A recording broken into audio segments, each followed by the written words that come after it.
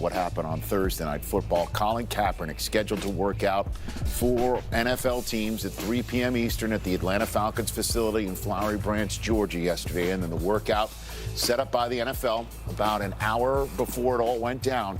Kaepernick announced that he was moving his workout to a high school in Riverdale, Georgia, about 60 miles away. As a result, only 8 of the 25 NFL teams who were in attendance made the move when the location was changed. That also included Hugh Jackson, who was slated to run the workout on behalf of the league. Ian Rappaport joining us right now. What are you hearing about yesterday's developments, Ian?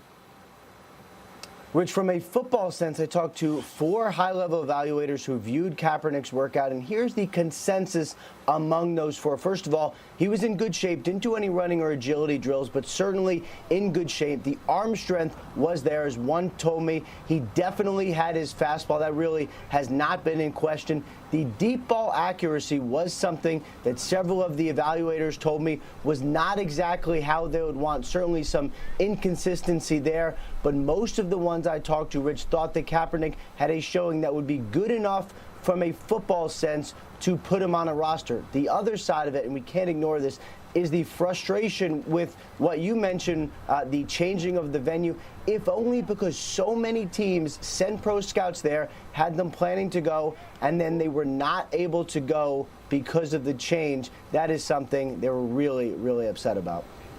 All right, Ian Rappaport, much appreciated right there. Now to discuss this, let's send things over to our Hall of Famers. Kurt, Irv, take it away. All right, thanks a lot. And, you know, I'm just going to first start just with the football side of it. You know, when we saw and watched the workout, since we got a chance to see it, he looked like Kaepernick back when he played. I mean, the arm strength was there. Technique, I think, was a little bit off at times. But, you know, let's be honest. Right. That wasn't his strength necessarily when he played. It was just a strict drop-back passer. Looked like he was in good shape. All of those things.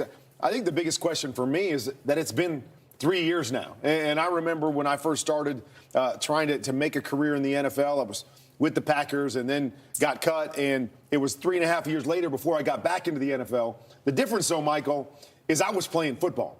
There is nothing you can do on a football field against air that gets you ready to play in the National Football League and read defenses and be able to have that feel in the sense of slowing the game down. So that would be my biggest question. Not can he throw it, not does he have the arm, is he in good enough shape, but can you make that transition being out of the game for 3 years to coming back into the game and playing at the same level that he did before? And my first thought, Kurt, was that there are so many more opportunities for Cap in his skill set now in the National Football League.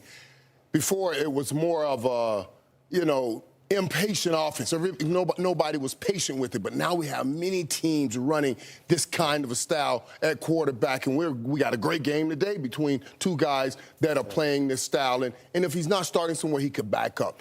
But what I was disappointed with is I'm trying to discern what is victory here. What is victory? For me, and I know a lot of people I talk to, victory will be getting this kid back on a football team. We're past, and I know we had plenty of conversations about, okay, is his skill set good enough? He took a team to a Super Bowl in 2012. His skill set is good enough. We're past that question. It's just getting him back on a football team. And then how all of this transpired. How all of it transpired, how you move the workout. And then after the workout, you basically call out the commissioner and all 32 teams. It's like, are we trying to get to a resolution here, or we're just trying to continue the problem? And that's what I was disappointed with. I really want to see him get on a team and inspire people that way. Yeah, I mean, and it's going to be fascinating to see what comes of this. The 25 scouts, and it sounds like it was down to 7 or 8 that actually saw the workout. I know the tapes are going to go out, but, will he get another shot? Will he make a comeback in the National Football League? I think we're all fascinated to see where this goes. A guy that we know is making a comeback today is this guy here. As Mooch said, ho, ho, ho. St. Nick is back. Can he get the upset in Indy? And we're talking about other teams that may suffer an upset.